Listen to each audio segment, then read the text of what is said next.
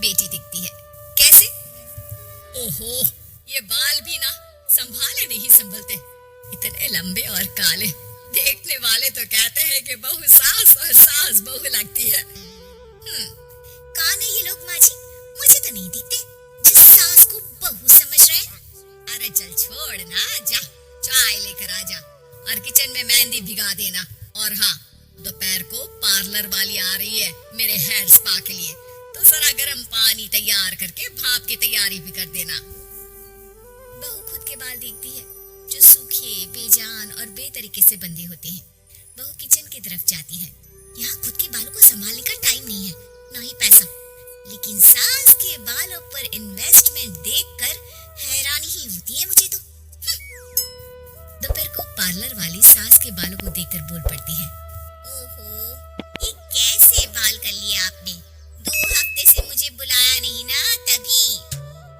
अरे वो बहू के कारण। मेरे कारण? मैंने कब मना किया था आपको किसी चीज के लिए? तू ही मायके चली गई थी ना। अब मैं घर का खाना बनाऊं या फिर बालों की केयर करूं? तू जाकर पानी लेकर आ। इस बार मैं जो मसाज करूंगी ना, थोड़ा महंगा है, लेकिन अरे महंगे की चिंता ना कर, बस ये जो डिंपल कपाड़िया जैसे बाल है वो शबाना आजमी जैसे ना हो जाए, इसका ख्याल रख। अब क्या था, सास के बाल पर जो बजट था वो घर के किचन के बजट जितना ही था, लेकिन बहू बेचारी करती क्या, बहू जो ठहरी। एक बार सास बहू मॉल में घूमने जाते हैं। माँ जी, एक ड्रेस लेना है, चलिए ना जरा डिजाइनर शॉप तक। हाँ चलो, वैसे भी बाल गीले हैं, थोड़ा बाहर घूमूंगी तो हवा से सूख जाएंगे। सास बहू दोनों मॉल में घूम रही होती है। सासू माँ, वो रहा मेरा स्टोर। अरे रुक, क्या है ये? जावेद हबीब। अरे चल तो जरा देखे तो। हाँ चलते ना माँ जी, बस एक ड्रेस ले लूं। अरे ले लेना ड्रेस बाद में, किसने मना किया है लेने से। सास जावेद हबीब के पार्लर में जाती है, जहाँ सेल्स गर्ल उन्हें पकड़ लेती है। अरे कुछ बालों को सुंदर रखने के लिए क्रीम पाउडर दिखाओ ना। क्या है ना, थोड़े बेजान लग रहे हैं। क्यों नहीं, वैसे ये नया प्रोडक्ट लॉन्च हुआ है, इससे आपके बालों की खूबसूरती 4 गुना बढ़ जाएगी। इसे लगाने के बाद ना आपको हेयर स्पा करने की जरूरत पड़ेगी और ना ही किसी महंगे शैम्पू की। बस ये लगाइए और पूरे मोहल्ले में बाल चमकाइए, लहराइए और इतराइए। अरे वाह, कितने का है?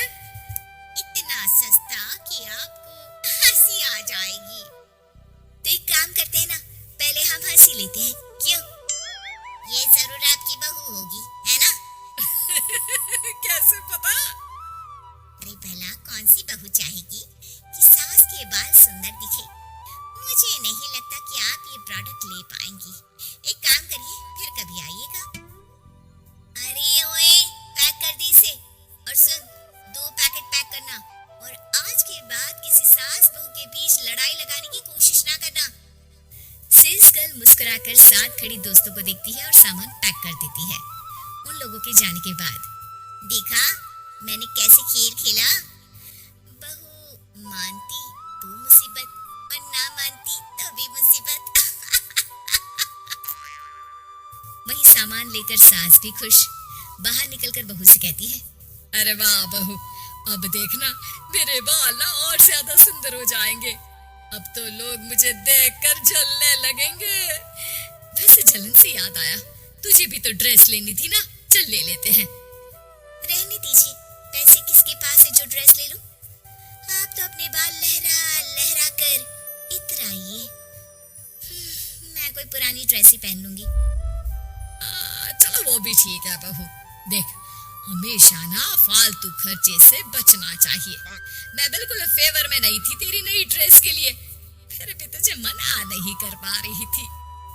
बहू के तो मन में आता है कि सास की इस बात के बाद वो उन्हें इतना अच्छा करारा जवाब दे, लेकिन चुप हो जाती है। सास का बालों को लहराना और इतराना यूं ही चल रहा था।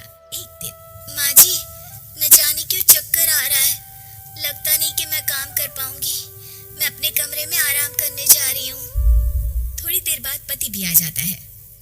माँ, शिखा को कहीं देखा क्या? आज बहुत दिनों बाद घर की रसोई से इतनी अच्छी खुशबू आ रही है। मन तो कर रहा है कि बिना चेंज किए ही खाना खाने बैठ जाऊं। अरे बेटा, खाना आज मैंने बनाया है तो घर तो महकेगा ही। तेरी बीवी बीमार बैठी है। पति हैरान होकर पत्नी के कमरे में जाता है, जहाँ वो आराम से तानपुरा का शो देख रही थी। अरे, माँ ने तो बताया कि तुम ठीक नहीं हो, पेट में दर्द है। अरे नहीं, वो ना मेरा फेवरेट म्यूजिक शो आने वाला था। अब माँ की तो आदत पता है ना, ये बना दो, वो बना दो, ये दे दो, वो दे दो, तो बस मैंने बहाना बना लिया। पति बीवी की बात पर मुस्कुराता है और वहाँ से चला जाता है। दरअसल शिखा को म्यूजिक का बड़ा शौक था और उसके पसंदीदा संगीतकार उसके शहर में थे और संगीत की क्लास लेने वाले थे। अरे देखो देखो, ये धनवानी महाराज हमारे शहर में है, और तो और ये यहाँ सबको संगीत सिखाने के लिए आए हैं। मैं भी इनकी क्लास ज्वाइन करूंगी, कल जाकर पता करती हूँ। सास और पति भी शिखा की बात पर खुश हो जाते हैं, लेकिन अगले रोज जब शिखा वहाँ से वापस आती है तो उसका मुंह उतरा होता है। अरे क्या हो गया? तेरी शक्ल देखकर क्या उन लोगों ने तुझे लेने से मना कर दिया? पहली बार बहू सास के ताने का कोई जवाब नहीं देती और चुपचाप जाकर कमरे में बैठ जाती है, जहाँ पति कहता है, अरे क्या हो गया मेरी अनारकली, क्यों मुंह लटका रखा है? अरे कुछ नहीं, बस ऐसे ही। सास कमरे के बाहर जाकर खड़ी हो जाती है। अरे मुझे तो बताओ, क्या हो गया? शिखा रोने लगती है और रोते रोते बताती है कि वो लोग 1 लाख रुपए में कोर्स करा रहे, मैं इतने पैसे कहाँ से लाऊं? पति भी चुप हो जाता है, क्योंकि वो जानता है कि इतने पैसे का तो वो भी इंतजाम नहीं कर पाएगा। देखिए ना, कैसे अपनी कला को बेच रहे हैं, लेकिन गलत भी क्या है, नामी गिरामी है। अरे कोई बात नहीं शिखा, मैं कोशिश करता हूँ किसी से उधार लेने की। जब कोर्स करके तुम खुद की क्लास खोलना, उससे जो पैसे आएंगे उससे फीस भर देना। पति कई लोगों से बात करता है, लेकिन उसे कहीं से पैसे नहीं मिलते। शाम को मुंह लटकाकर पति घर आता है। मैंने काफी कोशिश की, लेकिन कहीं इंतजाम नहीं हुआ। अरे कोई बात नहीं, मैं भी ना क्या करूंगी म्यूजिक सीखकर।